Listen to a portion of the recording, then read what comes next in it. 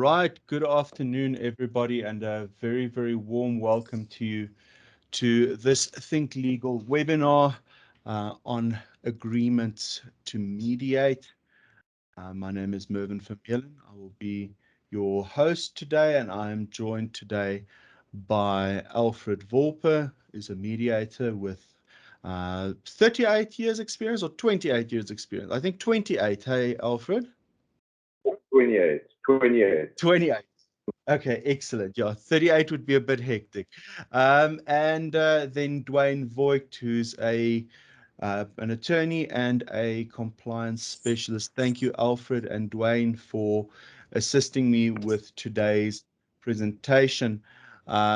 Folks, in terms of just the house rules and the etiquette, we've got quite a few people registered for today's webinar. I do suspect that we're going to have quite a bit of roll off with the load shedding that's happening everywhere. I know I'm scheduled to go off in exactly an hour from now, so I've got my generator running and my wife is on standby to flip switches. So hopefully we won't have too much interruption as we go through the program. But fear not, we are recording the session. So if any of you do get kicked off with load shedding, we will be distributing the recording after the webinar. I've got Shantae Mouton, who's very, very kindly indicated her willingness just to moderate the chat for today's session. Shantae is a director at my firm, and she is also obviously a practicing attorney specializing in family law. So if you have any questions during the course of the program, please do type your question in the comment box, and Shantae will do her best to answer the questions as we go on. If there are any questions that you would like to direct to either Alfred or to Duane whilst they are busy with their presentations, please just do type in that this question is for Alfred, this question is for Duane, etc. Right, so just some house rules and etiquette.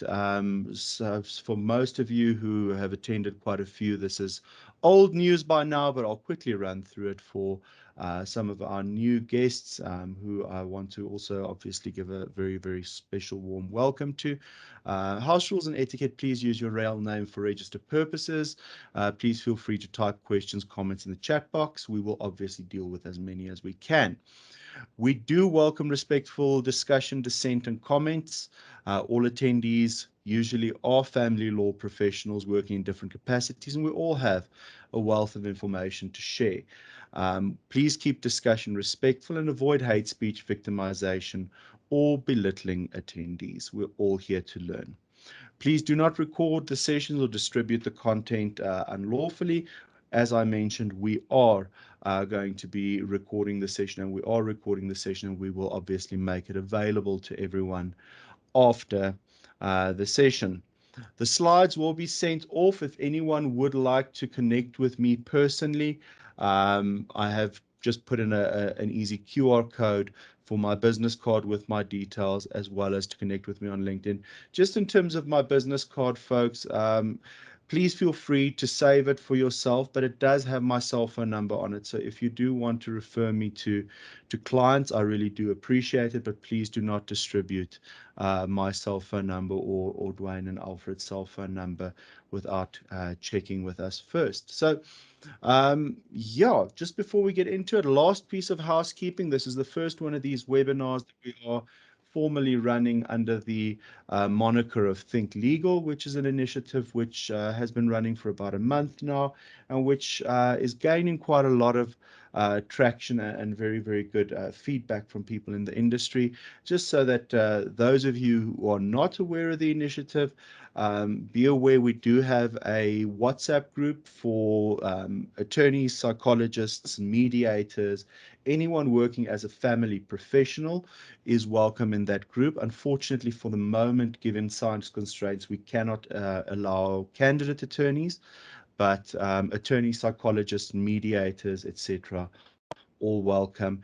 If you are not a member and you'd like to be, just pop us a message and then we will take it from there. Then we've also got ThinkLegal Conversations, which is a series of YouTube videos where we interview various interview professionals, family law professionals or legal professionals, apologies. Then we've got our Law in 3 Minutes or Less series, and we've got our webinars, which we run. So today's webinar, folks, is specifically aimed at mediators. The format of the meeting is going to be, I'm going to just quickly go into the overview of the existing frameworks in terms of mediation and the mediation industry, where after Alfred is going to be speaking to us a little bit in terms of his experience as a mediator, in terms of utilizing agreements to mediate for his benefit. And thereafter, Duane is going to be chatting to us from the perspective of a compliance specialist. What are the pitfalls in terms of agreements to mediate? And as you will see a little bit later in the presentation, mediators work with very, very sensitive information and what is in fact called by the POPI Act special personal information, which requires very, very special protections. So, right, please enjoy the session. I'm going to try and get through the presentation part of it by 4 o'clock, in which before the big load shedding hits on my side, and then we will go into a group discussion and we can raise some questions. Right, so let's get into it, folks. I'd like to start off talking to you about the current legal frameworks of the mediation industry. Now, as I'm sure most of you are aware, unfortunately, the mediation industry has a bit of a dearth in regulation frameworks. And what I've been able to find, I will take you through, because these are the frameworks that we currently have at our disposal. And it is not to take away from any of these frameworks or to criticize any of these frameworks. We're merely looking at them from a perspective of understanding where we are in terms of the legal position. Now, obviously, all of us attending today are clearly pro-mediation.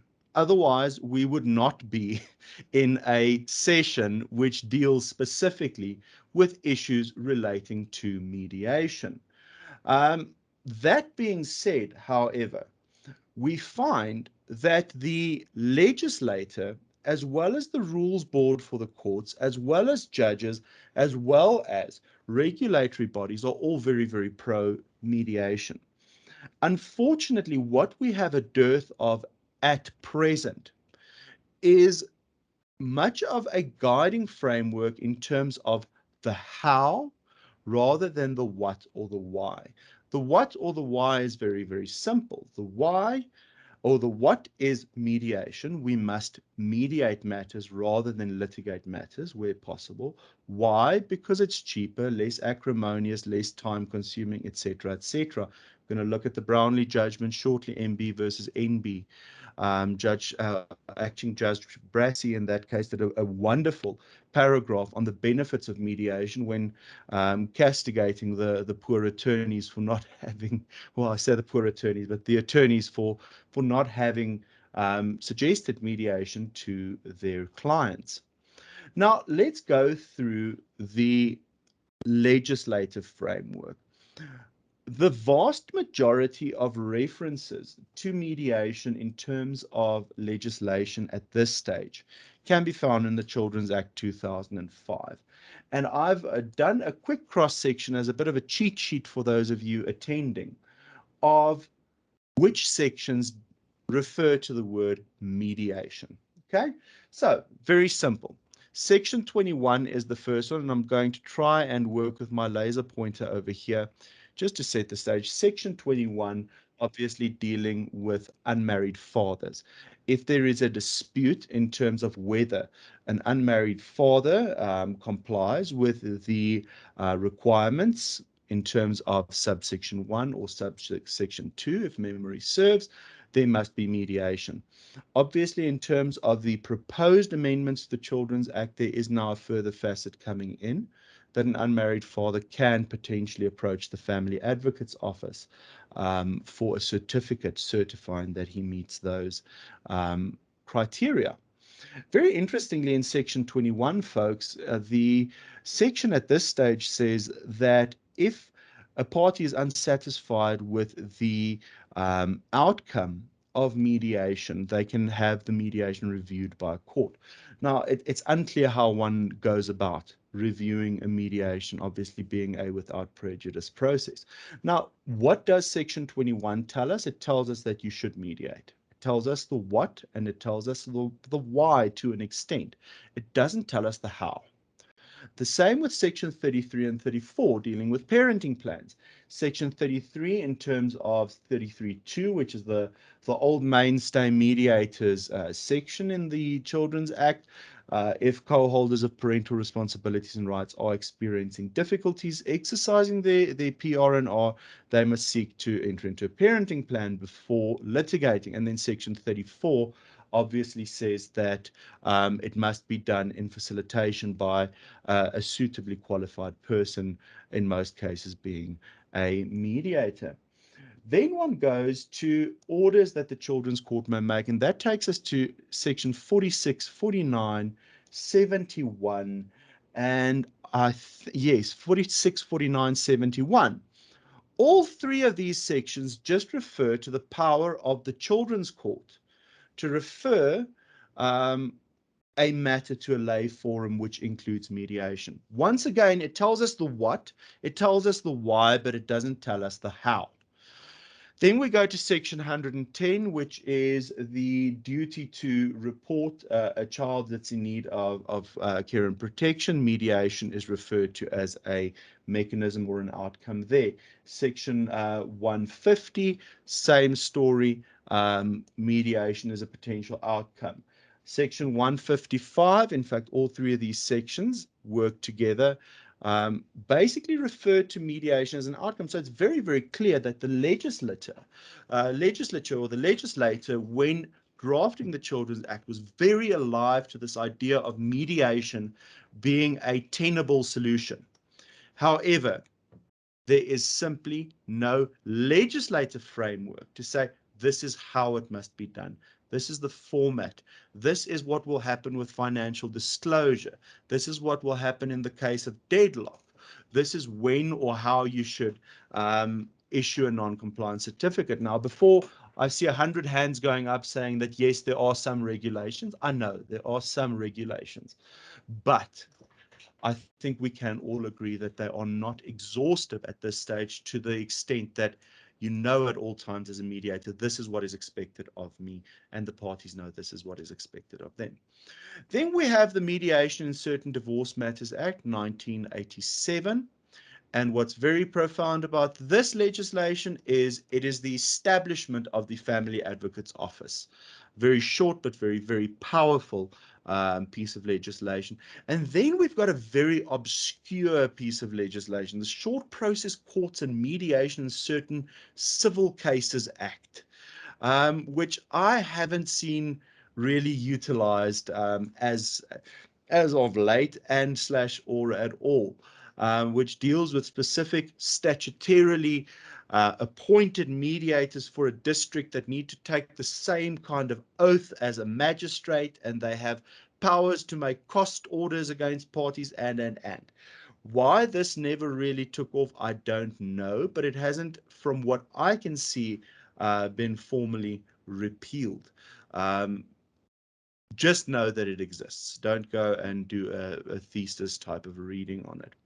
So that's legislation in terms of mediation, in terms of family law mediation at the very least. Now, we do know that there is a lot pending in terms of Law Reform Commission at this stage. I know most of you would know about the white paper that was released. I don't know what Judge Jody Colopin's ascension to the Constitution is going to do to derail and or not derail that process. But as far as I can see from having spoken to some people who are involved, some closely, some far along, it still seems to be quite some time before we're going to see anything formally reach Parliament to an extent that there will be a legal reform. So that's legislation. Then we've got the rules of court, folks. We've got High Court Rule 41 Cap A. Now, 41 Cap A has made a lot of waves. And unfortunately, as an attorney, I say unfortunately, has become a bit of a storm in a teacup. I'm seeing amongst a lot of litigants, and I know there are a few attorneys in today, I'd actually relish your input as well in the comment box. A lot of litigants are simply bypassing it, saying, well, we will mediate, but here are my list of demands. Or, you know, I am not willing to mediate because some flimsy excuse, etc., etc. We're going to look at an urgent application which was launched in the Eastern Cape High Court, where one of the parties raised the fact that the other party hadn't complied with 41 Cap A, and the judge they said, you know, the rules are for the court. The court is not for the rules. I'm going to overlook it. Then we've got Rule 37, which is a fairly old rule in terms of the High Court rules in pretrial. The parties must obviously canvass whether a party is capable of resolution by alternative means such as mediation. And then Madge Court rules. This Rule 25, this formal pretrial rule, guys, attorneys who do a lot of work in the Madge Court, take note, this is hot off the presses as of 1 February. These are applicable, Rule 25. It isn't anything new to those guys who do some high court litigation. It is very, very akin to Rule 37. So to an extent that Rule 58 is like Rule 43. It reads a little bit differently, but the essence is very similar. What this tells us once again, folks, there's a drive towards mediation. What doesn't it tell us? It doesn't tell us the how. It doesn't tell us the nuts and bolts. Now these parties say, yes, we will mediate. How does the mediation process look? Okay, so we've gone through legislation, we've got through rules of court, we still don't have the how. Now we go to case law. MB versus NB, old mediators mainstay. 12 years old now already. Can you guys believe it? It's almost a teenager in terms of being part of our law. Acting Judge Brassey obviously castigating the attorneys. It's still one of the loci classici in terms of case law with mediation because there's simply just not a lot. Then we've got a 2011 SCA case where the court obiter as a very kind of just an aside in the last paragraph of the judgment endorsed the Brassey view that mediation is useful. And then there is Orense versus Orense. I see I've got a typo over there. Apologies. It's 2013, not 2913. I think with what's going on in the world, a lot of us wish it was already 2913 just to get away from what's happening all around us. But it is 2013, not 2913. Western Cape High Court matter, also endorsing the view that mediation is a wonderful tool for dispute resolution. Then we've got regulatory bodies, NABFAM and their constituent bodies, SARM, Social Justice, and the various other smaller bodies that form part of NABFAM. Now, as a lot of you know, I am what's known as a free agent. I am not affiliated with any of these bodies in terms of sitting on excos, etc., but they do wonderful work. And I'm not brown-nosing because I see some of the exco members sitting in the session, but they really do wonderful work. But let's take it back one step. These are still voluntary bodies. There is no law that says you cannot mediate if you are not accredited with SARM, Social Justice, etc. Obviously, it says a lot about a person to willingly associate with these bodies. And I always insist in mediations on referring to accredited mediators who are NABFAM accredited, simply because they have codes of conduct, etc. But let's all remember that these are voluntary bodies. We do not have a governmental body at this stage. So that's the position of mediation in terms of the legal framework. It's quite sobering, in my view, to see the dearth of information regarding the how. But that's half of the story. Now, before we all fall into a depressive slump and put down our mediation hats for good, there is good news. And the good news is this. Legislation is only one part of getting a legal outcome. Case law is only one part of getting a legal outcome. We must never forget about the law of contract. And this is where mediators have a very, very important role to play in terms of engagement for mediating parties to make sure that the process is run in an efficient, transparent, competent manner. And this is where the importance of having a good agreement to mediate comes in. And hopefully today, short of giving you a pro forma that you can use, because unfortunately, ladies and gentlemen, that's not what we're going to be doing today. And please do forgive us for not giving you a pro forma. I would like us to give you some tips, if we can put it that way, in terms of best practices for mediation agreements. So to that end, I'm going to hand over the floor to Alfred, who is a mediator of many, many years standing. And he's going to be talking to us regarding his practical experiences with agreements to mediate, whereafter Duane will be talking to us in terms of the compliance sections of it. Now, folks, just before I hand over to Alfred, obviously, none of us in this meeting profess to know everything. We are talking about our practical experiences and what we believe to be useful information. It's not to say that people attending today don't have useful information to share as well. So I want to really encourage you to share your experiences and your tips, or what's worked for you, what hasn't worked for you, in the chat box, and we would love to discuss it fully in the chat section a little bit later. Great. So without further ado, I present to you folks Alfred Wolpe. Alfred is a mediator in private practice, and he has a CV as long as my forearm, which I'm not going to regurgitate. I will rather let Alfred speak for himself. Over to you. Thank you, Alfred. Just unmute yourself if you would like to speak for yourself.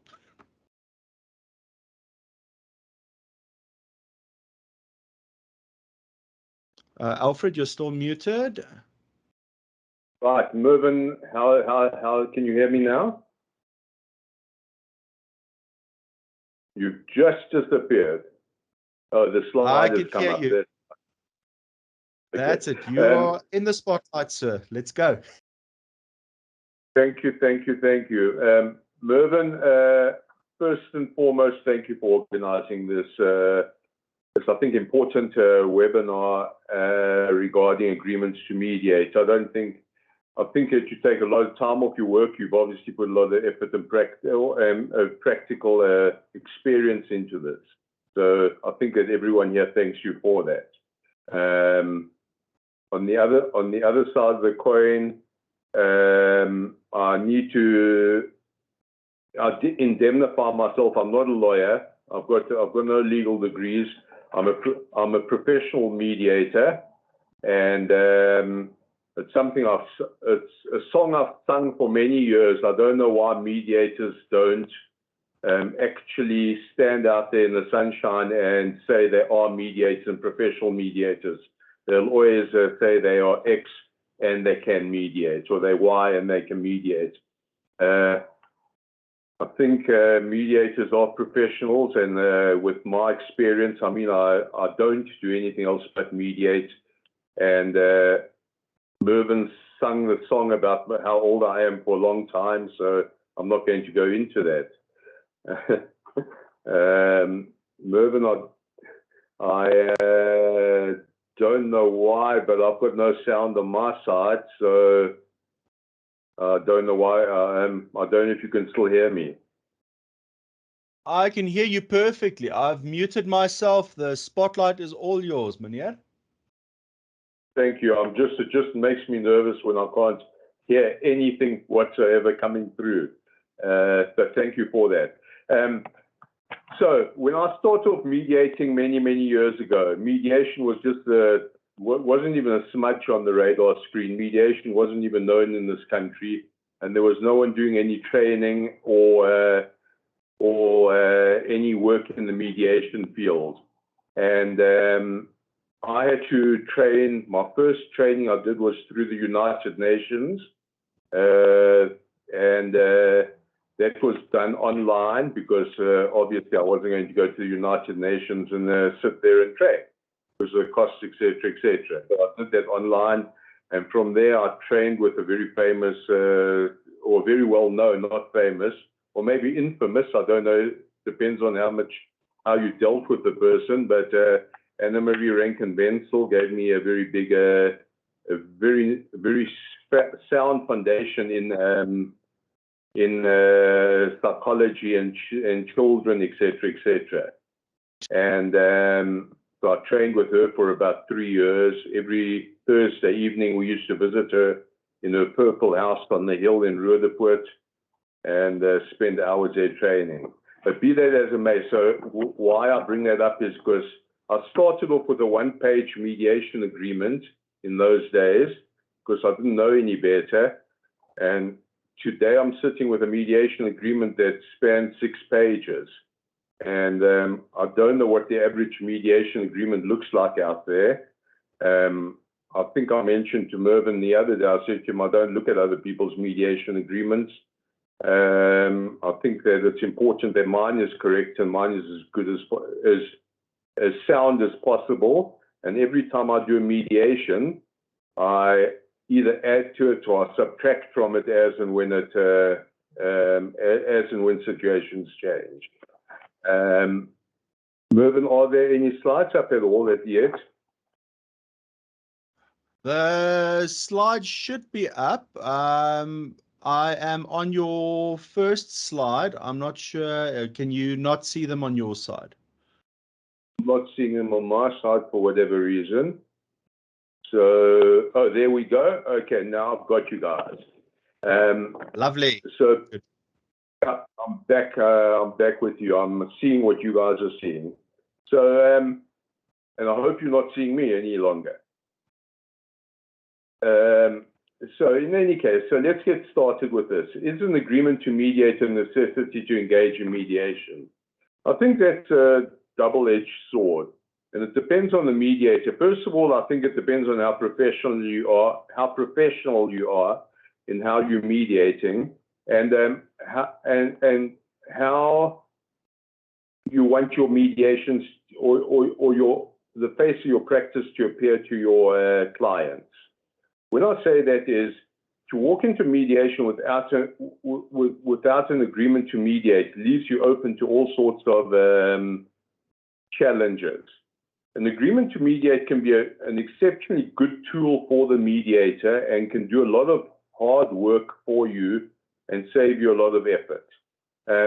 Basically, in a nutshell, I think first and foremost, legally it protects a mediator and it puts it ring fences you and it gives you certain parameters within which the clients can expect a certain type of service.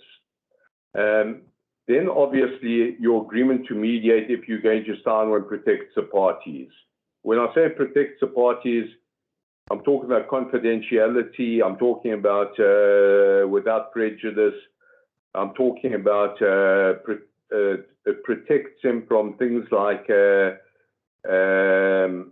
use of information by other parties which they discover in the mediation, etc., etc.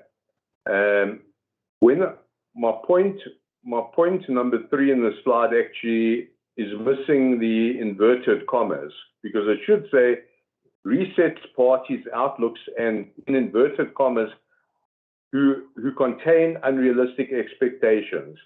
Remember, your parties who come to mediation probably know very little about mediation, or they know a hell of a lot about mediation, depending on how much research they've done. And their expectations may or may not be tempered by the amount of work that they have or haven't done. And I think it's important that you allow the parties, or you use your agreement to mediate to educate your parties.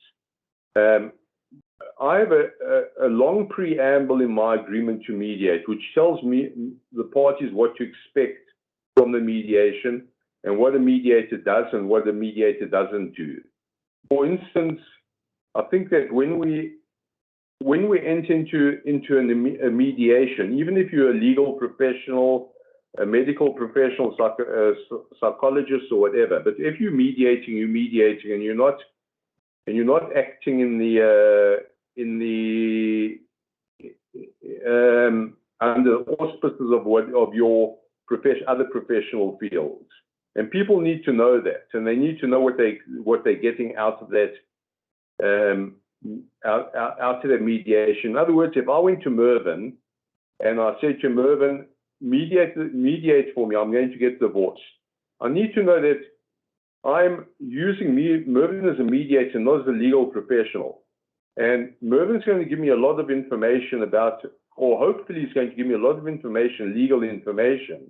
He's not going to give me any legal advice, because that's not his job in that particular instant. And people must know what your job is. You must delineate your job in your agreement to mediate and tell people that you are acting as a mediator and not a psychologist and not a legal professional. And then your agreement to mediate can let people know what they are in for, what to expect, and what's required of them, like full disclosure, things like transparency, things like discovery of certain things, their financial situation. They need to know this before they enter into the agreement, or not even they need to know it before, but it's a good idea to let them know before they come into the mediation, so that you don't sit in a mediation session and spend 2 hours trying to explain to someone that they need to disclose their financial position, or they need to give you information about their companies.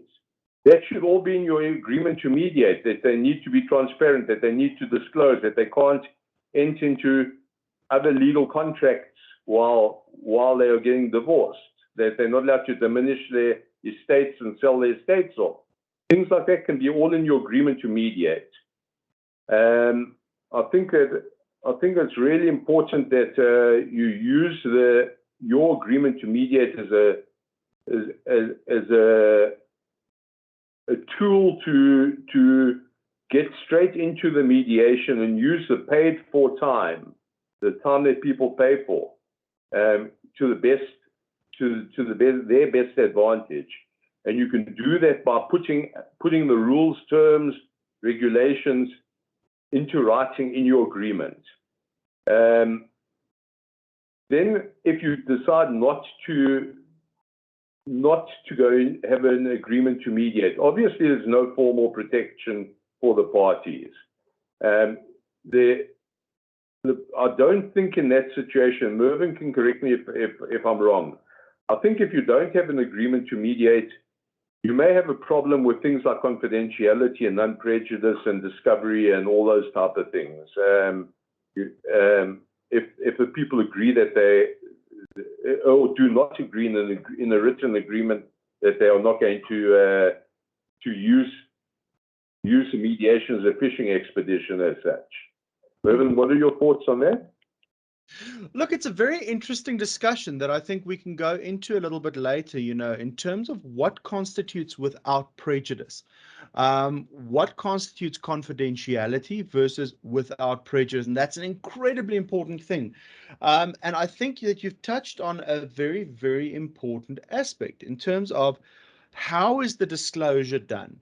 When is the disclosure done? In what manner is the disclosure done? And I think it really becomes extremely important in terms of delineating the parties' expectations, the parties' obligations, the parties' rights, etc. But we can go into that a little bit later. It's a very interesting aspect. Please just remind me. I'm like a crow with shiny things. No problems. Okay, so in any case, moving on from there. My point number 2 in my slide is there's no protection for the mediator if you have got no agreement to mediate. And basically, when I say protection, if the parties, and I know that there's certain legislation and I think that Duane later will cover this as well. There's certain information that you'd like to keep protected as far as a mediator, as far as being a mediator goes. When I say that, things like you don't want to be called in front, as a mediator, you don't want to be called in front of a court and made to disclose information. I mean, that's not your job, and it's not where you want to be known as the mediator that will be hauled in front of a judge and made to disclose information that was given to you at the mediation. I mean, the moment that happens is, I think your mediation practice will collapse. When people know that your mediation practice is just being used as a platform for discovery or for fishing expedition.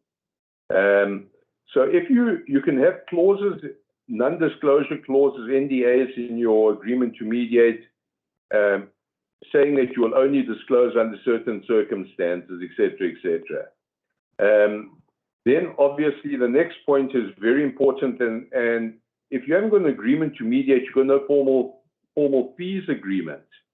And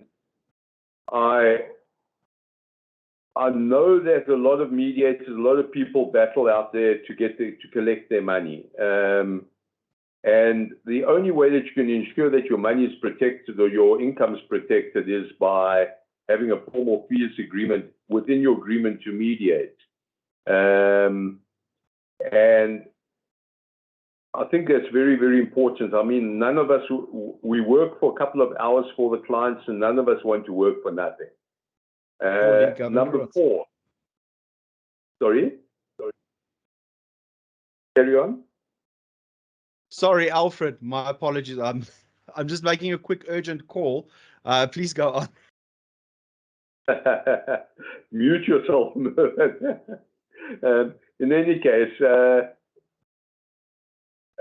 talking about missed opportunities to educate the parties. Believe me, the reason that my agreement to mediate runs into 6 pages is because there's a lot of things in there that set down ground rules, that educate the parties, that tell them what to expect in the mediation, etc., how to treat each other, how to treat the mediator, how the mediator will treat them. So instead of having a long opening statement when you start your mediation, a lot of that stuff can be put into your agreement to mediate. And I'm sure a lot of mediators sit in a mediation when they're giving their opening statements, or rather when they finish their opening statements, they think, I've forgotten to disclose what the caucus is about, and I've forgotten to tell the parties about confidentiality or certain things. Now, if that's in your agreement to mediate and you explain what the caucus is in your agreement to mediate, you don't have to worry about forgetting these things under normal circumstances in your opening statement. I don't know who's controlling the slides. I'll certainly not. Can we get the next slide?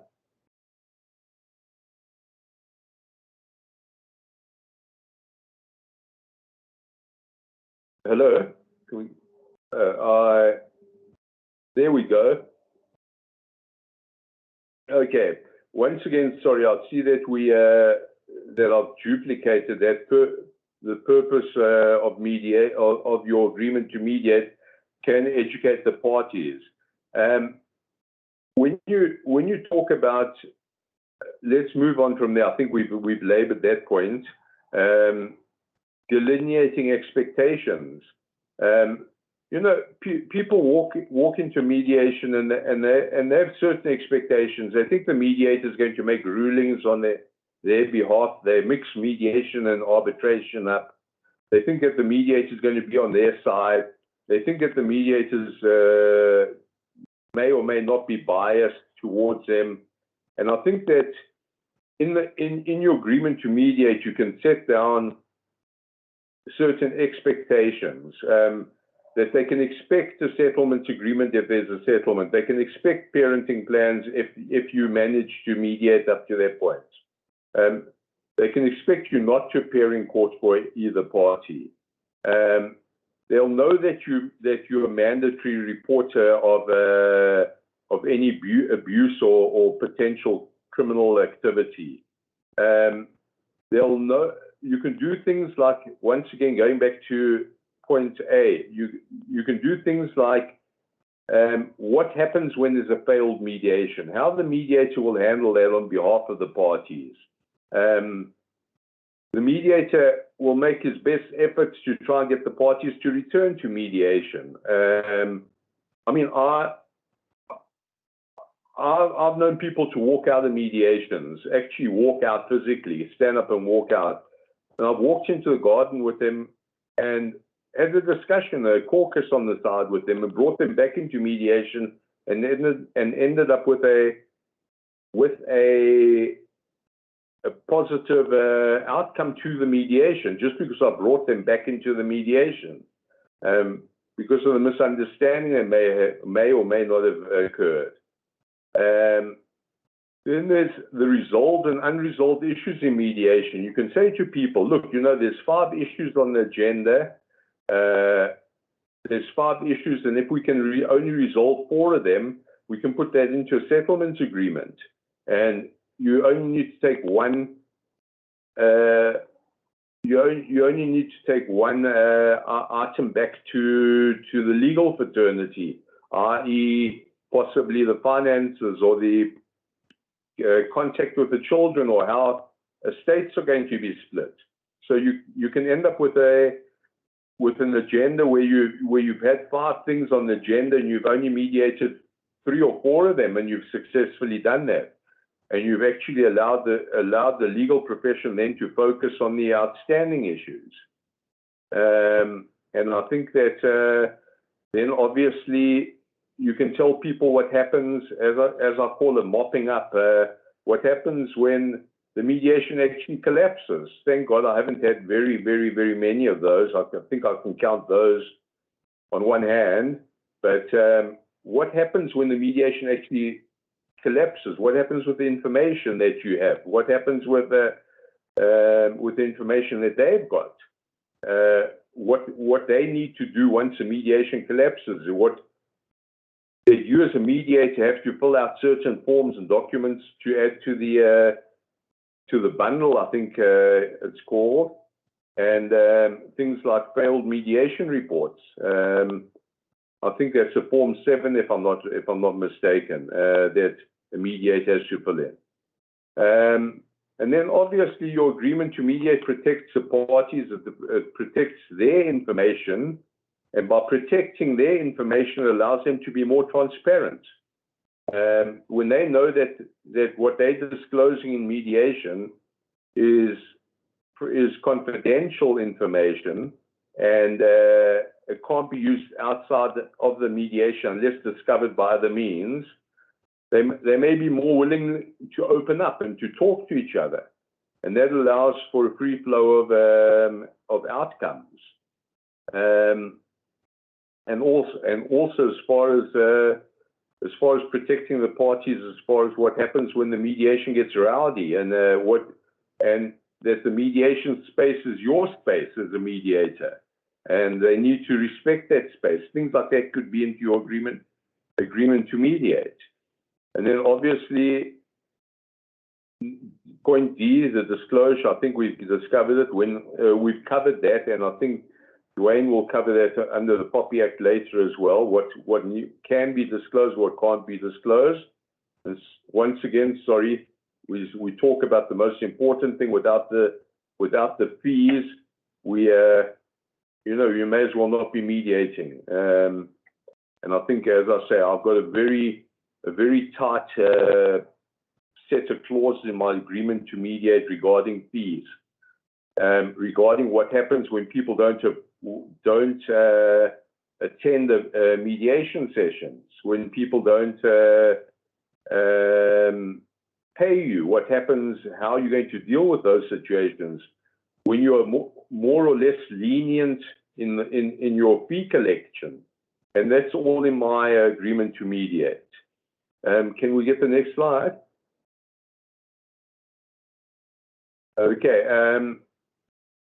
I think that as far as what an agreement to mediate encompasses, I think you need to know who the parties are, identify them properly. I've got a lot of information that I request in my agreement to mediate in my fees agreement, which delineates who they are, who's responsible for payment, in what percentages. I don't want to give a course on mediation here, but I think we're all aware that mediation can be paid for by the parties in various percentages. I think it's important to have that percentage split in your agreement to mediate or your fee agreements as well. I mentioned before preamble, which I think is important to have, which gives the people an outline of what the mediation is about and what mediation is, because a lot of people don't know what mediation is, and your role as a mediator and what you intend to do and achieve for the parties on behalf of the parties, and then obviously the process, how the process rolls out. That you're going to first of all have an agenda, then you're going to prioritize the agenda, then you're going to work through the most important things, the parties' most important items on the agenda, and who's going to mediate or who's going to talk first. Things like that can all be in your agreement to mediate. Can we have, I think there may be another slide. Okay. Well, I think I've mixed this whole thing all up, or mixed up this whole thing when I say that I've talked too much and covered a lot of this under previous headings.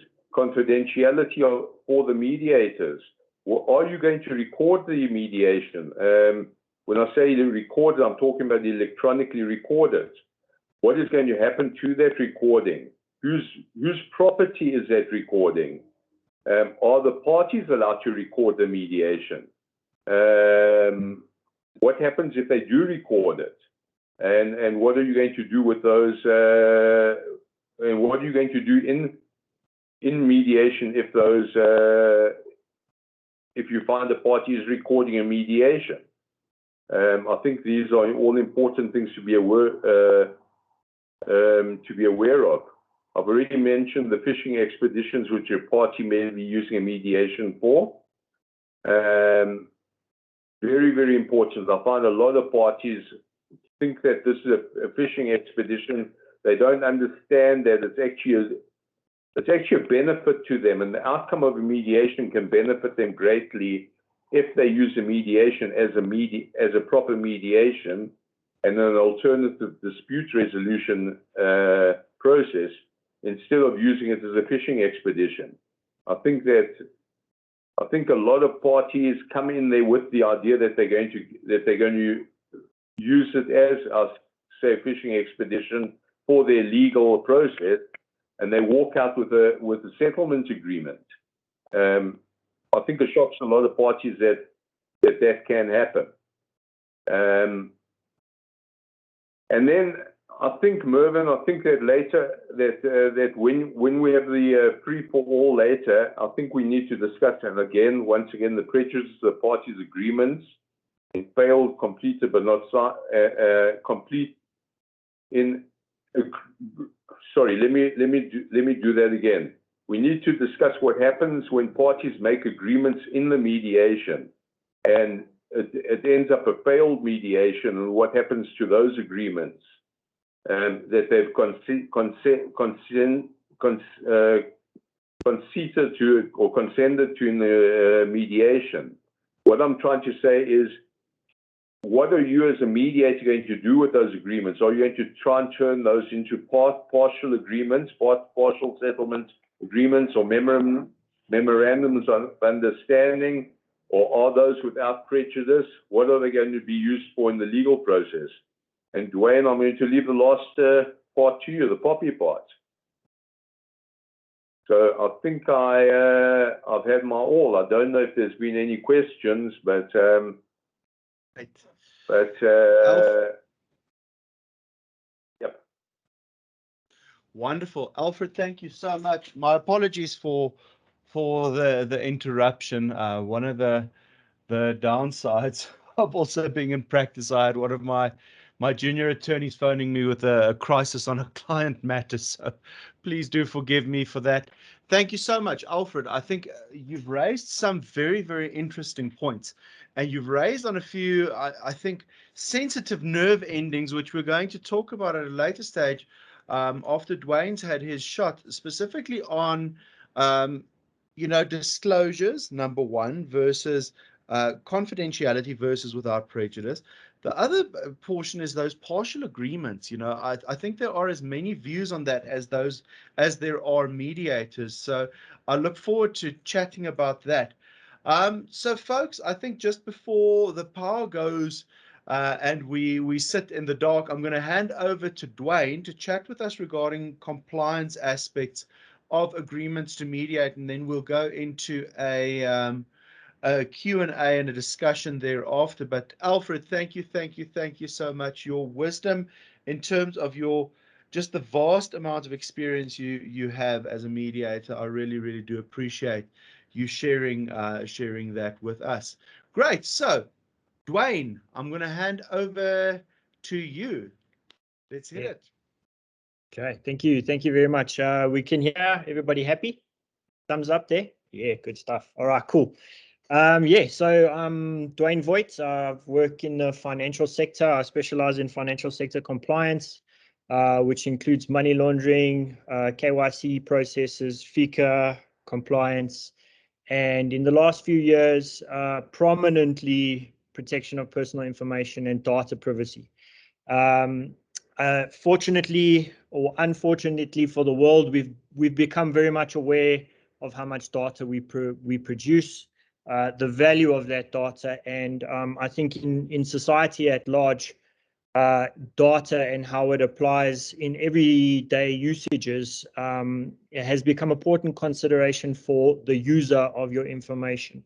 So I thought, well, let's have a look at how does POPI come into mediation processes and mediation practices, because that's really what we are, right? We practice mediation or we participate in processes where we are contracting our clients out to mediation practices, and we'd like to know, what are the few dotting the I's and crossing the T's that we need to know.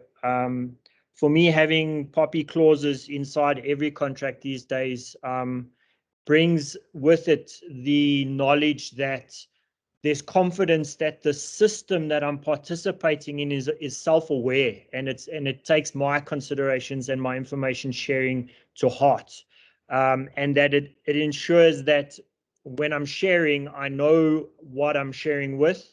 I know that this person is considerate of the structures of how they process the information. And when it comes to stuff like mediation, which is contract-based at the moment, there's no regulation on mediation that says, listen, you got to bind yourself with POPI. POPI is already out there saying, I need to bind.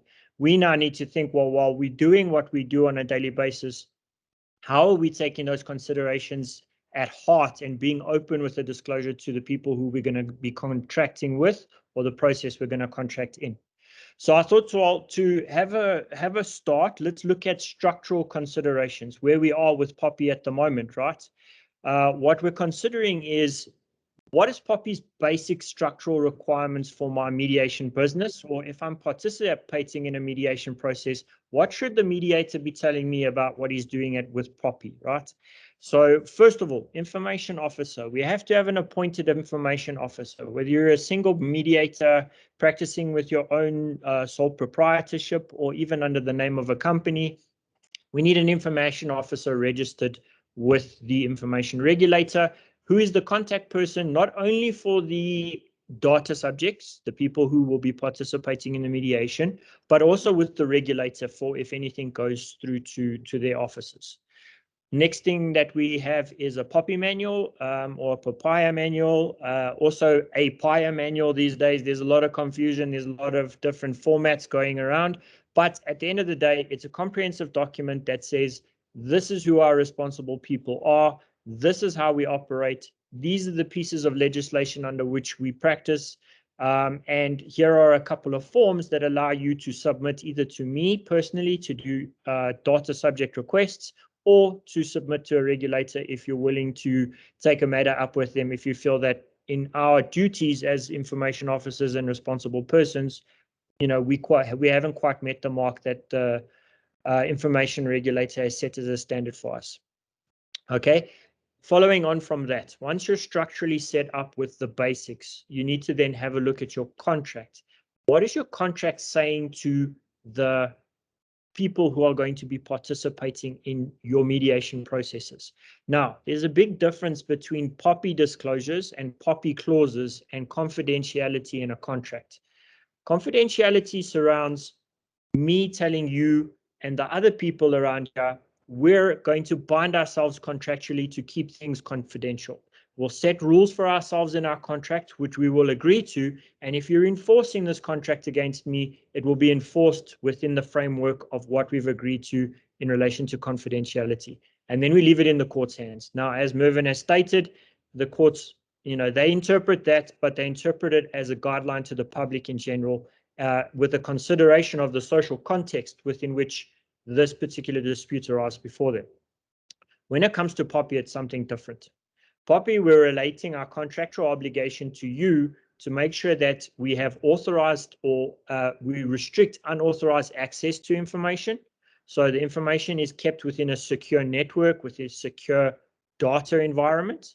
And secondly, that we ensure that our data systems are secure, and that we have safeguards in place to ensure that your data is not subject to external threats, basically your viruses, your hacking, those type of things, right? And when we do that, we ensure that we also tell you, we understand our network, where our data sits. Does it sit on a local server here in my office? Does it sit on a cloud server? I've done the homework and I've checked where everything is, and I can tell you your data does cross the border. It doesn't cross the border. It's saved in secure networks. I've checked the security of systems, right? And then we also need to have a look at what are our service providers? Who are the people giving us our data network, our security environment? You know, Microsoft Office. A lot of us have Sage, Pastel. A lot of us have various different accounting systems.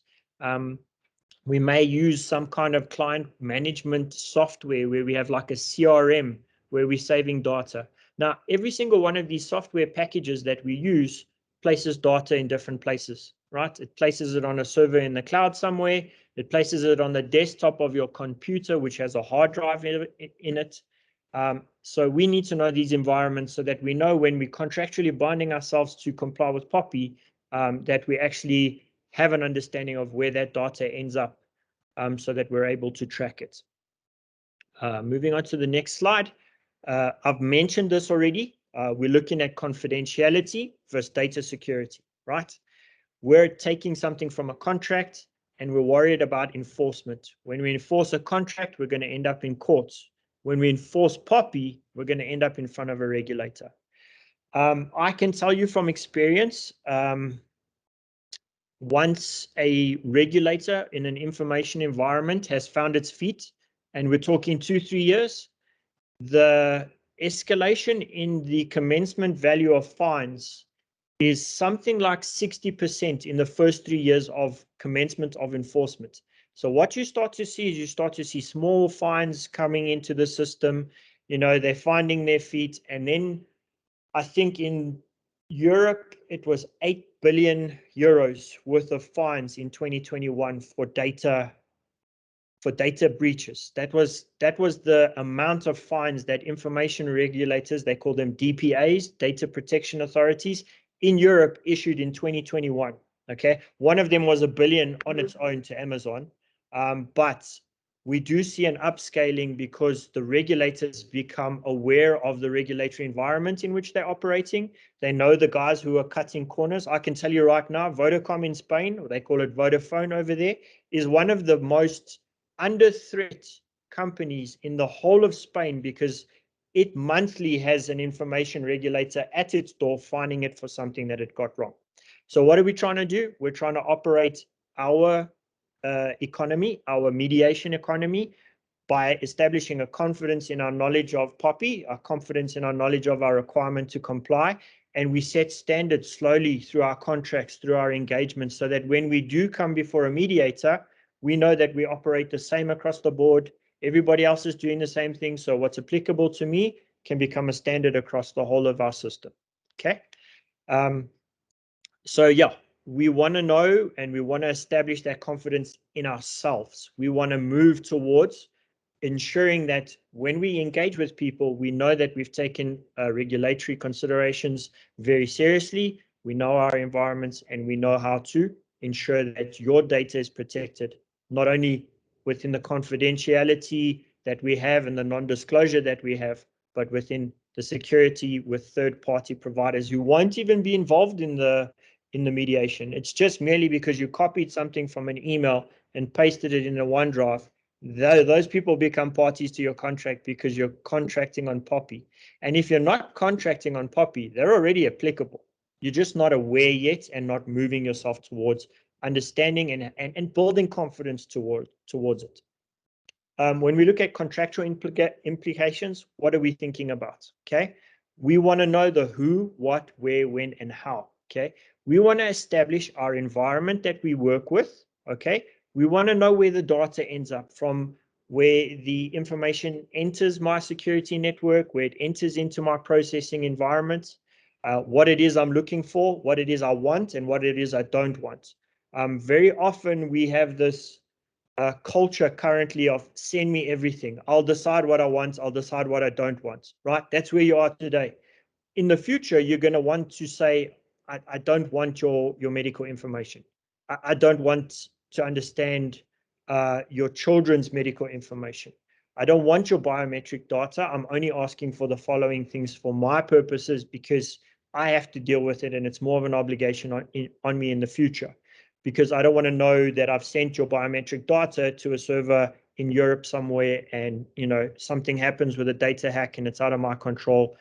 I don't want the obligation on me because, you know, your information is then at risk. So what we start to do is we start to learn what are our filters, what is our threshold for wanting to take on liability, and where do we want to end what we want to see, and what do we really want to see to achieve our purpose, which is at the bottom left of this slide is the next thing that we look at, purpose specification. Now, mediation in its essence is almost like a court process. We want you to disclose as much as you can, but as mediators, we want to know what do we want to see and what do we not need to see. So let's start thinking of those checklists that we want to build by saying, you know what, guys, if we've got a dispute and it's got the following factors, I'd like to see the following information. Let's cap it rather than open it all the way, because you'll be sitting with financial data. That's personal information, bank statements, ID books, IDs, card IDs, residential proof of residence, municipal bills, children's birth certificates, data relating to the children, medical aid information. All of these things, God forbid one of your clients has a chronic disease, and that disease is a costly disease that you need to negotiate about, because then you're going into the realm of health information. And you're going to need special consents in place to say, well, listen, guys, because you've introduced a health issue or because you've introduced children into the mediation process, I'd like you specifically consent to the usage of the following information for the following purpose within this mediation, so that we can properly consider it, arrive at a resolution, and enter that into our mediation agreement. So it's very much about learning now how to track the data that we do need and that we don't need. What is the catch-all at the moment in terms of POPI? Legitimate interests, right? So this process is about understanding what you need, understanding what you're going to request, and understanding what we're going to draw down into a contract. Because once it's in a contract and it's signed, that is how you protect yourself inside of POPI, is to create the legitimate interest. We want to mediate, you need me, I need both of you to join, and we need to use the following set of personal information in order for us to arrive at our results. So we're going to contract under confidentiality, under the process rules, to establish these legitimate interests so that we can say, well, in terms of Poppy, my purpose really needed you to disclose that, and that was in the best interests of both of us, or all of the party concerned. When we're looking at security safeguards, you'll see a lot of contracts these days, and I can promise you I've worked with some of the biggest insurers in the country. Every single month, I'm getting a new updated version of the Poppy clause as an addendum to the contract, an addendum, an addendum, an addendum. We're evolving as we go because we're starting to understand how things work. So what we're going to start thinking about is, okay, security safeguards. When I think of my business and my practice, who has access to what? Me in my office, the people I work with, their computers, their cell phones, who's got access to this data, right? Next thing we want to know is the third party's access, the people that I use for me to build up my security environment, and how are they getting into this information? Next thing is, where's it all being stored? When it ends at the end of the day, where is the data laying so that I know where it should go? And if I want to tell people that I don't want it to be in a certain place, I create policies internally to say the data only will sit here. Please, no data anywhere else. We only want it in the following place. It gives you safe peace of mind, but it's a lot harder to achieve than on face value. Data retention, I'm going to come to that. I'm just going to tell you right now, in your contract, you want to talk data retention. Okay, we're going to get to that in a separate slide. And operators, do you understand who you're contracting with, how they've contracted with you, right, in relation to the provision of services to your business? And what have they said to you? And what are you going to now relay to your clients? Okay, or as someone signing into a mediation process, right? What am I looking for this person to tell me so that I have confidence in coming to him? Or are we going to have to set a few boundaries and ask a few difficult questions to ensure the safety of the information? Okay. Right, special personal information. I touched on this a little bit now. Okay. Not every process is going to have all the information that's registered or listed as special purpose information. That's why you need to start considering these factors, these filters that you have inside your information, because things like philosophical and religious beliefs, I think it's a clause in every single parental rights and responsibilities agreement. You know, how are we going to raise this child? Christian, Muslim, Jewish, no faith, atheist? Though that is special purpose information. To merely ask for it and to discuss it is processing it, right? So it's special purpose information. Somewhere you're going to make a note and it's going to lead to a contractual term in your mediation agreement, right? Race or religion or ethnic belief or ethnic origin, okay? Trade union membership, not always applicable, but it may be when it comes to pensions and all those type of things. You may draw down into seeing, well, is this person paying a trade union? Are they linked to a trade union pension fund? Those type of things start coming in. Then you're processing the information by merely asking the question, right? Health or sex life, definitely. It's a no-fault system, but you end up getting into the conversation about who did what, when, where, and how. You've got to be careful to narrow down what you're asking and the purpose you're asking for it, okay? Where it's not relevant, you might want to stay away and avoid making notes and avoid taking down data points that relate to that. Biometric information, at the moment, there's a little bit of confusion. It's very much based on, is there a system in this building, right, in Europe and around the world, actually, but not so much South Africa yet. Is there a system in this building that's tracking my biometric information? It's reading my face as I walk around the building, and just merely by seeing me on a camera, it can tell me where I am. But a fingerprint, an ID book, an ID document, and the back of an ID card or the back of a driver's license, currently in the context of South Africa, is biometric information, right? So you need to be careful how you store and share data, especially in South Africa, because your biometric information at the moment can get you access to a bank account, a cell phone account, almost anything, right? So you got to be careful how you manage it. It's not scary. It's not something to say, well, I need to go scratch that for my whole process. Again, it comes back to contracting on legitimate interests, understanding the importance of the information you're asking for, and ensuring that it's safeguarded. Okay. Very important to explain the purpose in your contract. Why do I want the information? What does it help me achieve? And I reassure you it's safe. I reassure you I know my environment, and I reassure you that no unauthorized access or security threats are prevalent in my particular environment. Okay, then finally, data retention. Very, very important, right? Currently, attorneys, we've got obligations on ourselves, not so much anymore because I don't practice, but attorneys do. We retain files for a significant amount of time, even though a dispute has ended many, many years ago. Mediators, you set up the context of this particular mediation. You set it up through your contract. One thing you should be talking about is how long am I going to keep your data with me for the purposes of proving we went through this process. At the moment, very little scope in the environment to say it's 5 years like an attorney, it's 5 years like an accountant, it's 7 years like a Companies Act. Who knows what it is? So you need to understand that you've got sometimes in most instances very, very specific and very, very important personal information. You want to set up how long you're going to hold it for before you're going to delete it. In other words, you don't come back to me and ask for it. I've deleted it, or I've de-identified it to such an extent that it's encrypted and I don't know how I'll encrypt it back. I just have a data file. It's going to cost me money to unencrypt the information and give it back to you. But I have told you in my contract that I would only have retained it for 1 year post the finalization of proceedings, 3 years, 5 years. Then it also becomes about managing your data cycle to say that once I've told someone I'm only going to retain it for a year, in a year, I delete it. It's gone. So you've got to manage your data in compartments so that you can achieve that purpose, right? So that you can fulfill your obligation in a contract. In Europe, this is one of the most common fines that you will see. It's called a failure to adhere to data minimization, processing minimization, right?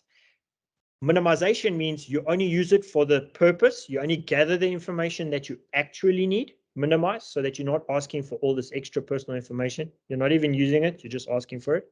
And then when you've processed it and you've finished with it, you delete it when you say you will, because every period after that you haven't is failure to minimize the processing of data. Right. So it's very important. Again, it might sound a bit shocking and a bit overbearing. It's a culture. It takes time to develop. It'll take our information regulator 2 or 3 years before it starts finding people. But now's the time to start building these cultures and this awareness within yourself to say, okay, I'm going to grow myself on an understanding of information management. Now, to give you an idea, I included some statistics in this particular slide, just to let you know how much data we produce worldwide in a year. I think the average person produces in every minute of the day 1.7 megabytes of data by existing your cell phone. 1.7 megabytes of data per minute in a day. We produce, I think it was zettabytes, enough data that if it was energy, it would send us to the nearest galaxy and back 600 times. So that's in 1 year. The big push in the information environment now is that we produce so much data so fast with a lack of consideration of deletion that eventually to retain the data, to store it, is going to cost so much energy that we're going to run out of the ability to even survive because we're trying to keep energy going to store data. So culture is what is going to change that amongst people, and it's everybody across the world. It's you, yourself, it's everyone. And we're going to need to lead our children and generations to come on how to understand that, minimize it, and really use it for what it's meant for. Okay. Again, remember in your contracts, we need to talk about data retention. We need to obviously disclose what we need to disclose so that everybody's aware of how we're going to use it. Okay. And that's, I think, me, Murph. I think I don't want to scare anybody, but it's important and it's cutting edge and it produces confidence. It really does. If you're aware and you're showing your counterparties and your participants that you know what's going on, you're going to create confidence in your system, and it's that consistent confidence across your industry that elevates you into, you know what, mediations are great. Those guys know what they're doing. It's a great environment to move into. They've they've developed well, they're compliance conscious. Let's give them what they're looking for. Let's send people their way. Thank you. Absolutely. Excellent. Duane, sure. That was so great to hear from you. And I really do admire the fact that you don't go the cliched route of your compliance brethren and spew fire and brimstone. I really do appreciate that you share it in a way to say this is a cultural thing. This is something that we need to kind of get into. And the reality is that it can be quite scary, this whole compliance thing, and I see a lot of poppy questions coming up. So what I'd like to do, folks, I'm going to go straight into the Q&A. We've been going for just over an hour now. I think just because of load shedding, let's go into the Q&A so that if we all get kicked off, that we've had a nice nice chat, and we've got all the info that we need. I'm going to direct the first question to you, Alfred, and it's a great question from Cornell regarding agreements to mediate. And Cornell says, if it's information intense, how do you make sure that a very content-dense 6-page document is understood by the parties? How do you deal with it in sessions? Do you have a sit-down with your parties to explain it? Is it just in very plain English so they understand it? How do you deal with making sure that all the parties are on the same page with a very substantial contract like that? Mervyn, basically, I think first of all I need to recover after Duane's talk. I mean, he's amazing stuff he shared with us. Thank you, Duane. It was like really great, and he left me shaking a little bit. But getting back to your question, an amazing question. Thank you for the question. I think there's I can't remember, but there was I think it's in the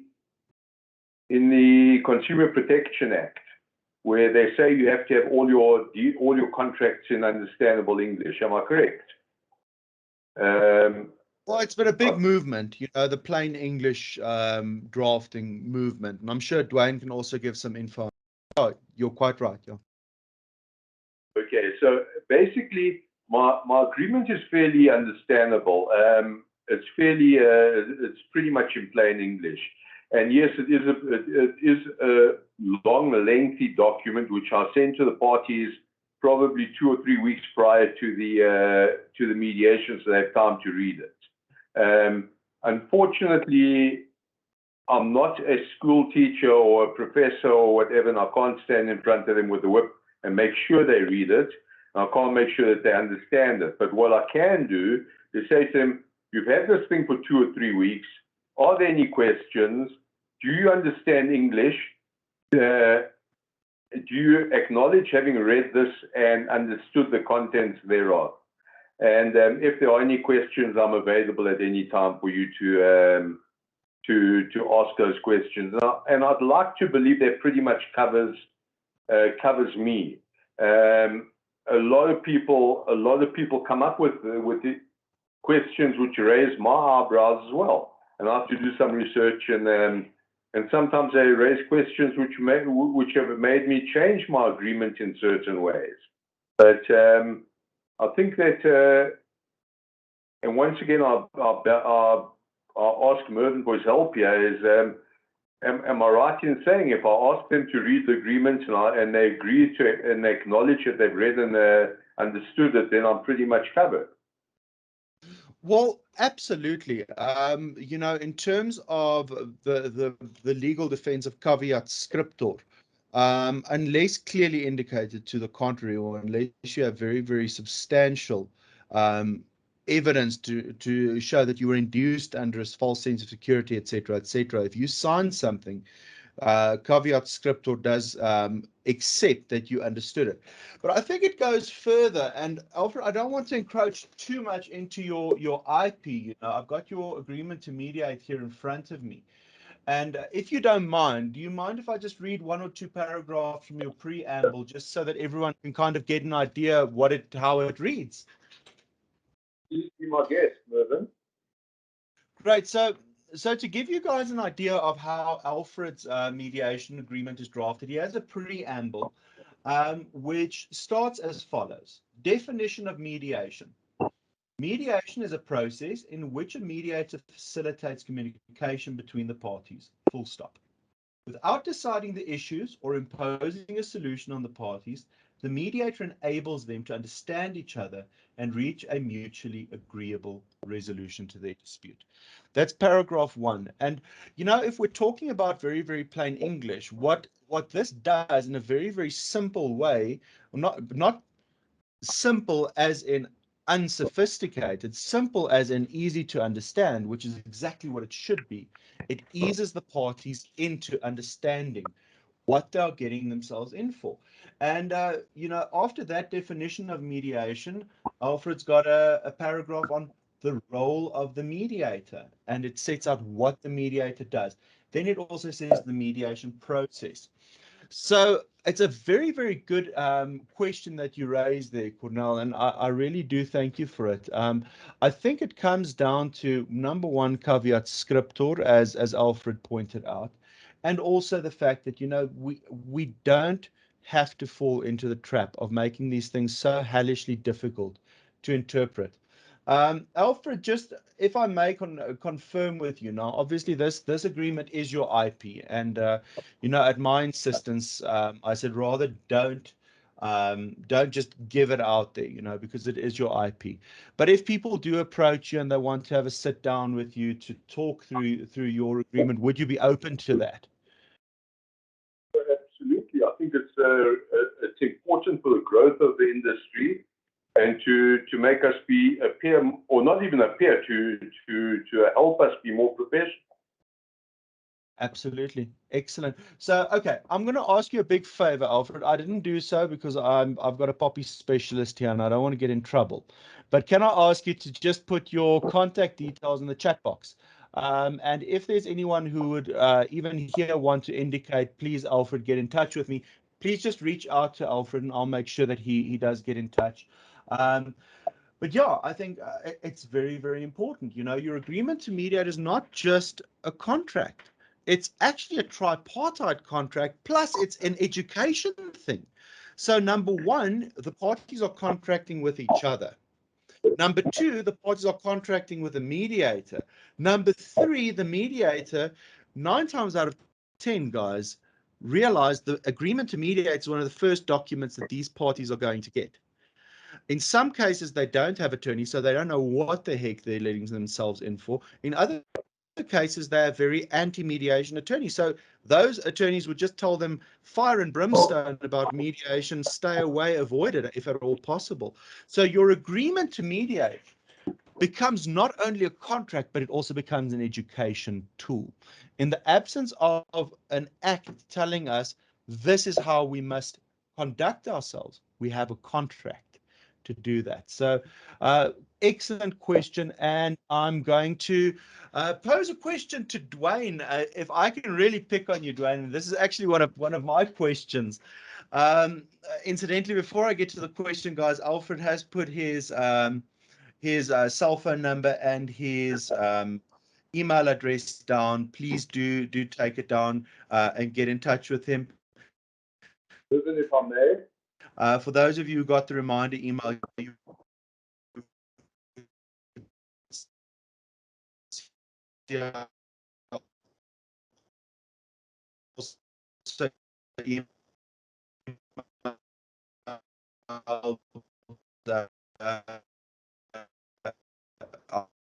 I put it exceptions, but are one-man businesses. You've got the mediator is the admin person. They are the marketing person. They're the billing person. Very often you see mediators act as sole proprietors. With all of this poppy stuff, when it comes to mediators, are we not killing a cockroach with a Panzer tank? And I know what you're going to say, but I'd love to hear you say it because I think it is so important for us to really edify. Just unmute yourself before you let rip, please, Dave. Yeah, so you broke up a little bit at the beginning, but I think I got the gist of your question. You're saying, well, like, there's got to be a certain context within which we view different people and different role players. And yes, definitely, there is a different context. But I can tell you in Europe, you can be fined €200 for having a security camera on your house that faces a street because you're recording people who walk past your house, right? So it's about creating a knowledge and understanding of what is my obligation and what am I facing if I do this wrong. And at the outset of any law being implemented, it seems heavy, but the context of application hasn't been developed around the country yet. In Europe, it's becoming very much a way of life. People are understanding. I can complain about that. I don't like that guy's security camera on his balcony looking at me. Take it down. He said no. Okay, well, you're the responsible person for the camera. I'm going to tell the information regulator and let them deal with you. They'll come in, they'll have a look, and they'll say, sorry, sir, you're not allowed to do that. Here's a €200 fine. Please take it and make sure it points only at your house. You're worried about the security of your front door. That's the only thing that you need to see. You don't need to see my whole street. Okay. So when we're looking at mediators, yes, it is. What we're trying to show in our contracts is we have an awareness of our context and what we're going to be providing you, what I'm going to be asking for, and how I'm going to manage it. I want to instill confidence in you that I know what I'm doing. I know what I'm required to do, and I take that seriously. And from there, we move, right? What we're trying to mitigate from is two major risks. Number one, unauthorized access to our information, right? That's the context within which you're going to be viewed. Did you know your systems well enough to prevent unauthorized access? Or when unauthorized access took place, were you aware enough to pick it up quick enough, right? Are you aware of your systems and how they work? Okay. Number two is security. Do you understand the security parameters on your systems, right? Whatever you may be using, Microsoft Office, right? That's all there. They have it these days. You can go find your security certificates for your websites, for your emails. They have options now to increase the encryption on your email sending and receiving to ensure encrypted information.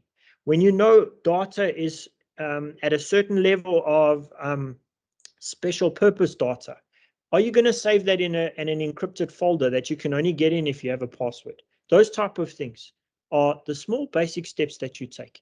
And it's not that you're going to face R1 million fine for a data breach. It's going to be contextual. It's going to be as your standard practices, and you'll start to see. You can go on some of these enforcement tracking websites, and you can say insurer, and then it'll bring up every insurer fine you'll ever find. And you'll see they have a threshold for insurers that they stick within. You can say doctor, hospital, private person, lawyer, and you'll see the context within which fines are generated. But we all have the same obligation before the law. Absolutely. And it becomes, I suppose, also, as you've pointed out a couple of times, a credibility thing. We're sitting with mediation, which has been around for a while, obviously, but it's only very recently. I mean, and really one could say from MB versus NB, it really gained mainstream open quote, close quote traction.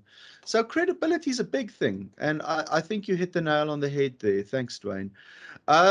Guys, I would want to just touch on one thing which Alfred touched on a little bit earlier, and it doesn't really have to do as much with the agreements themselves. I would love to hear from some of you how you deal with this, but it is something certainly that I think must be addressed in broad strokes in your agreement, and that's the question on confidentiality without prejudice. Now, we all love this term, without prejudice, and I love it as an attorney. I'll be very, very frank and blunt, where opponents put the words without prejudice in big red letters at the top of their letter, and they spew the most inflammatory, horrendous nonsense ever, and you kind of think to yourself, buddy, you know, this ain't really without prejudice. And understand one thing, guys, without prejudice, a document can say without prejudice and still not be without prejudice. A document that doesn't say without prejudice can still be without prejudice. And it comes back to basics, common law basics. What is without prejudice? go and have a look at the history of it. It is a concession or a statement made in pursuance of bona fide settlement. That is without prejudice. Now, this takes us to a can of worms. And folks, I don't have the answer. Why do I say now already I don't have the answer? Because I love mediators and I speak to a hell of a lot of mediators. And I know that if I say I believe one thing, I've got 10 mediators on my butt in this meeting saying you're wrong. And if I say the opposite, I'm going to have 10 other mediators on my butt saying you're wrong. Understand one thing, a financial disclosure, not necessarily without prejudice. Understand, if you have your clients do an FDF in a mediation, that is a document. If you get a subpoena duces tecum issued against that document and you get the wrong judge, they might just say, Mr. Mediator or Mrs. Mediator, come and hand it over. Consider this scenario, folks. You mediate a dispute, you reach a position where you get settlement. 2 years down the line, or 2 weeks down the line, you get a party saying, I'm no longer happy to be bound by the settlement. There was misrepresentation or duress. Let's say misrepresentation. They did not tell me that there was this additional property in XYZ. I'm waiting for the courts to do this, incidentally. I know that it's coming. I'm telling you now. And the mediator is going to have to jump in and say, but hold on, in this meeting, this thing was disclosed. That is not necessarily a without prejudice statement, and that's where it becomes very important to delineate the terms of engagement in your mediation agreement. This is not to freak you out, guys. This is to say, as someone who is not actively practicing as a mediator, I'm qualified as a mediator, I don't practice. I qualified merely to understand the industry better because I'm very pro mediation. As someone who loves the industry, guys, start doing CYA exercises. Cover your ass exercises. Start doing it. Have a look at your mediation agreements. Do what Alfred does. When there come times where it falls short, change it. And understand, if you're an attorney doing mediation, and I see there are a few of us in here, don't let the client sign your fee and mandate agreement to be their mediator. I saw an attorney do that with 2 parties, and each of them signed a fee and mandate that she is now their attorney, or he is now their attorney. I'm not going to disclose their details. That's unsound because you're not acting in the capacity as an attorney. And if you're a psychologist, you're not acting in the capacity as a psychologist. You are acting as a mediator. So Duane's going to be joining us shortly on his phone. Let's quickly go through the questions again after I had my opportunity to quickly proselytize here. Yeah, even on Teams, you can set up a disclaimer to say that you're recording the session and that if staying on, you're consenting to being recorded. Absolutely, 100%. I agree with that statement. All right. Tracy asks, is it possible if Alfred would share the headings of his agreement to mediate? I would prefer that we don't share it without context. I think rather reach out to Alfred directly and he can assist you and give some guidance. Incidentally, reach out to Alfred in any event. I've had a couple of cups of coffee with him. He really has a wealth of wisdom to share, and I'm not saying that to blow air up his skirt. Okay, then we had the question on how long we need to retain data in terms of Poppy. Have I missed any questions? Shantae, you were moderating. Please help me. Have I missed anything? Or has Shantae disappeared into... Sorry, no, yeah, sorry. I'm also on my phone, so I'm battling. I battled to unmute myself. But no, I have looked at the questions. I think you've covered everything, unless someone just wants to jump in. But no, it seems like everything has been covered. Excellent, Shame. Sorry, enjoy getting your baba to bed with load shedding, hey? Bath time in the dark. Exactly what I was thinking now. Going to be fun. Irvin? Thanks. Yes, Alfred. I'll jump in here, please, if you don't mind. And it's actually, I wanted to put something to Duane, because I was watching a webinar yesterday, a very interesting webinar on Poppy, given by someone else, not by Duane. It was about 2.5, 3 hours on Poppy, that the lady did exactly what you said, scared the pants off me and everyone else, which is, I don't think, the best way of doing things, but in any case, was the way it was done. And what I wanted to ask Duane was, for a small practice like we have, or the one-man bands, put it that way. I mean, for us to put all that whole Poppy Act into place, it'll put so much stress on our practices that it's impossible to comply with. It'll be impossible to even earn a living. Very good question. Duane, are you back in? You're on your phone? Yeah, I'm back in. Our company has officially run out of diesel, so we're on the mobile. Hey, all right, no problem. Let's hope the cell phone tower's lost. Okay. Yeah, so what you got to understand is Poppy is more of an awareness culture. A lot of what people are doing, especially because we're in Africa, we make extensive use of European software, of European providers. Now, they have, for the better part of the last 10 years, been creating their systems and processes with GDPR and data protection in mind. So by the very fact that you're using it, you are already complying with Poppy. But you need to know how it works. So it's not about paying money, it's about understanding and educating. So if you can get that right and really understand your systems and how they operate and how they work, then you can start to move yourself into an area of understanding your compliance environment. And it's very simple. What we do is we create a matrix, we set out your obligations, and then we answer questions. That's all it is. All these audits that we get from financial regulators, from banks, from auditors, from FICA, all of that stuff is questionnaires based, it's risk based, and it's saying, okay, what is your risk and how are you mitigating it? So yes, you may very well as a mediator be low risk. I'm in a low risk environment, don't come bother me. That's fine, sir. How did you understand you were low risk? Explain to us how you got to low risk. And if you can explain that sufficiently well, then I feel from a compliance perspective, you're on the right side of the law and you shouldn't have any problems. But if you say to someone, you know what, I'm a mediator, I'm a sole practitioner, I'm low risk. Okay, explain. No, I can't explain. I'm just low risk. I don't do a lot of that data processing stuff. Well, sir, you do.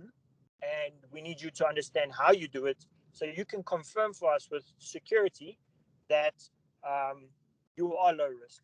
And your risk is about the people that you've worked with complaining about your management of their data, or alternatively, an external third-party hacker hacking you. And then you need to go to everybody that you've worked with and tell them, I've had a data breach, your information was involved, and your files were stolen. And that's what you're trying to avoid, those two alternatives. And if you understand yourself well enough and your practice well enough, you'll be able to ensure yourself that you have confidence that you can achieve those two things. Duane, I'm going to jump in and I'm going to ask the cheeky question because no one else is asking the cheeky question. Give us the Cliff Notes version. What's the cheapest, easiest, quickest tick box exercise? Do 1, 2, 3 and you're Poppy compliant. How do we do that? Is it possible to do that?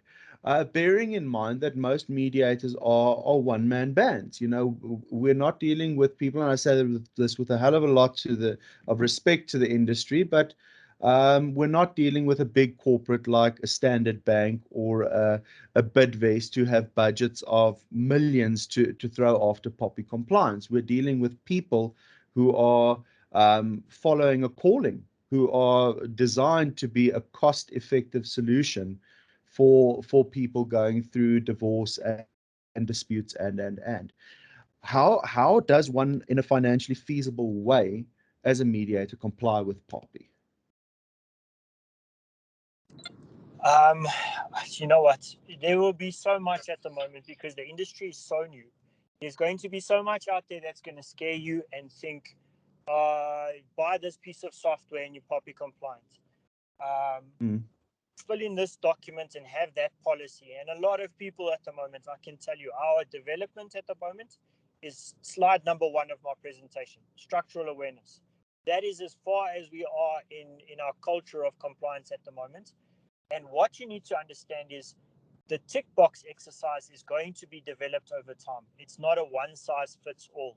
It's a risk-based approach that you need to understand yourself, create your own tick box sheet that you're going to say, you know, when it comes to compliance, this is my tick box. This is how I arrive at my risk.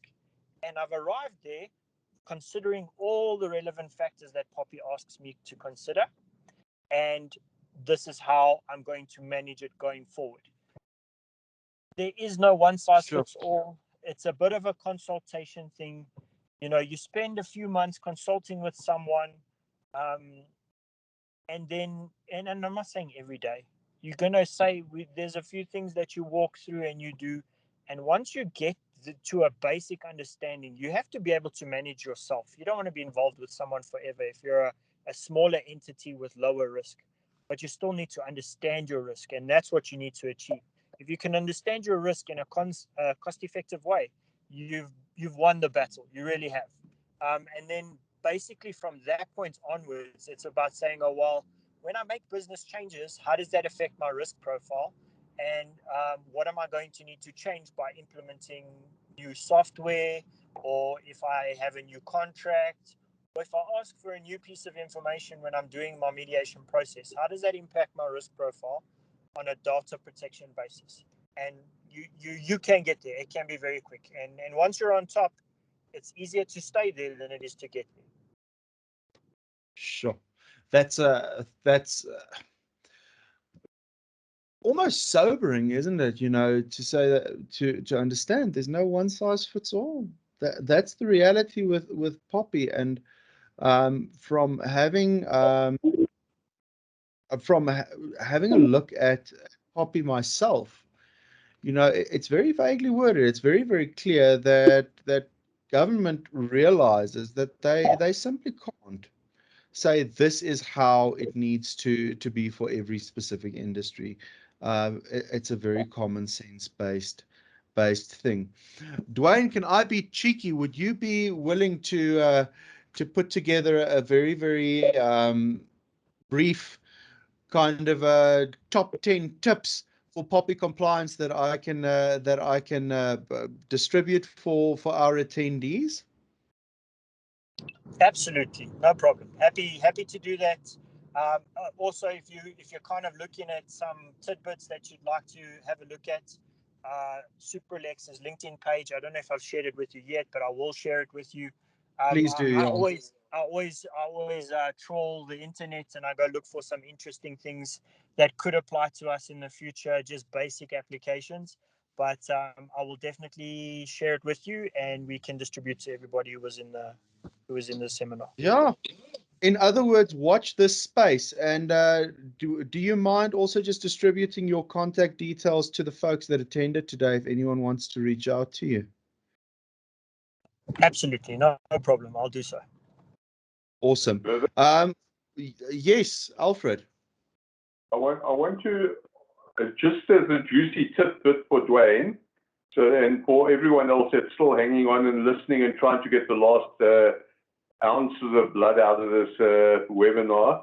So let me pose a question to Duane, and that is, if I have a clause in my agreement to mediate which says that the parties give me permission to contact any other professionals for information that I may need in order to assist in the mediation as such, or to conclude a settlement agreement. How does that work in respect of POPI?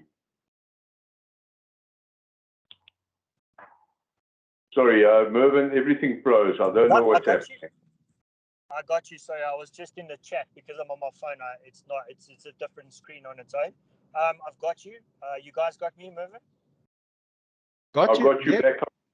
Everyone's back.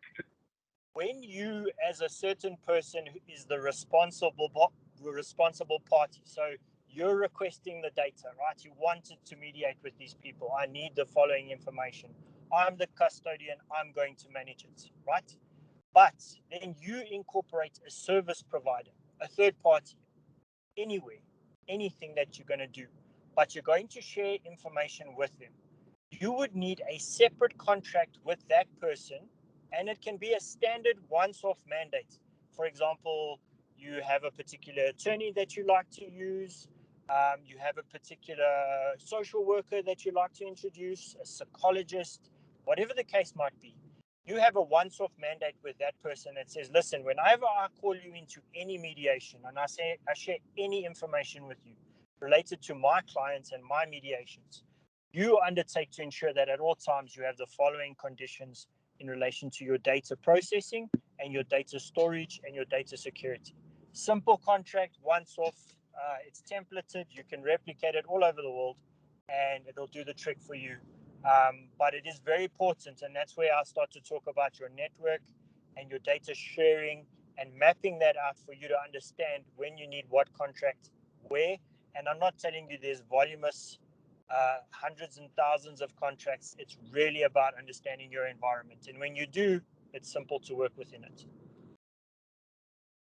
Duane, thank you. Thank you for that. I think that you came in, you once again raised more questions than answers there. And I think you came in at maybe I wasn't, or I didn't verbalize properly what I was asking you, because you came in at a different angle. And which raised another question. But the question I actually asked is, can I have a paragraph in my agreement to mediate, which I can show service providers, and that will give me permission to get information from service providers.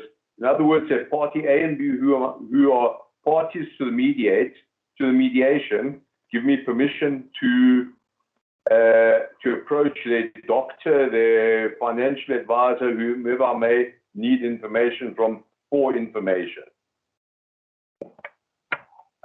Yeah. I'm not saying it's impossible. What I am saying is, with how data protection is currently set up, that is going to become a lot harder to do in future. Because of the fact that I'm responsible for the data that was given for me. You have this contract allegedly signed by these two people, and you want the data that I have for them. I'm going to ask that you tell them to tell me specifically to give it to you. So that will become the culture in future, but I'm not saying it's impossible.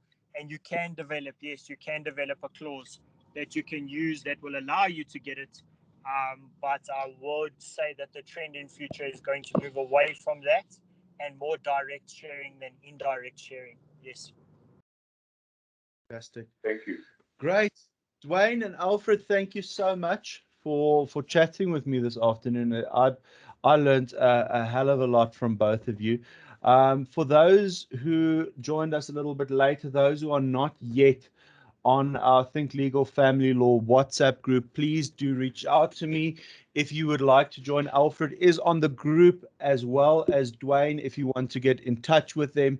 I've asked Duane to get on board as our compliance guy who gets his ear to the ground so that none of us get into trouble. So please do let me know. I see one or two people have asked to join the group. Then just a quick heads up with regards to upcoming ThinkLegal webinars, which I'm presenting on special request next week. I am sticking my head in the hornet's nest to talk about the issue of parental alienation, contact hesitance on the part of children from an attorney's point of view. So I am looking forward to sharing with you guys, or to those who are going to attend, what the courts have done with parental alienation in all of its different iterations, from way back when in Solo with Judge Kathy Satchwell, all the way through to our very, very recent Zitguy's judgments, Liesel Haupt's judgment in Mueller versus Mueller, M versus M, as it has been reported. So I'm going to be looking at that next week. The week thereafter, folks, I am going to be talking about spousal maintenance and demystifying spousal maintenance. We've had some very, very interesting judgments recently, which I'm also going to be looking at. Incidentally, a very new one where the court has authorized attachment of a pension fund in a Rule 43 pending the divorce proceedings being finalized. That was brought to my attention this morning by a colleague. So a lot of interesting things coming up. If any of you don't have the links to register, please do let me know. Just pop me an email or just pop a comment in the comment box. Thanks so much, everyone, for taking this time on a Thursday afternoon to chat with us. Thank you so much to Duane and Alfred for giving of their time and their expertise to grow all of us in terms of our knowledge. Thank you, especially all of you, and I really, really do appreciate each and every one of you. And I hope to see you soon, either on the WhatsApp group or on one of our upcoming webinars. Thank you so much, folks. I will see you again soon. Have a fantastic evening, and that's it from our side. Thanks, everybody. The information contained in this video is distributed free of charge for educational purposes. Whilst we have taken all reasonable steps to ensure that the information contained herein is correct and up to date, insofar as the law in South Africa is concerned, the law remains a nuanced and complex field of study, replete with many exceptions and conditions. Please, therefore, do not utilize this information as legal advice, which it is not. When in doubt, consult with a legal professional. For more information, please feel free to contact our offices.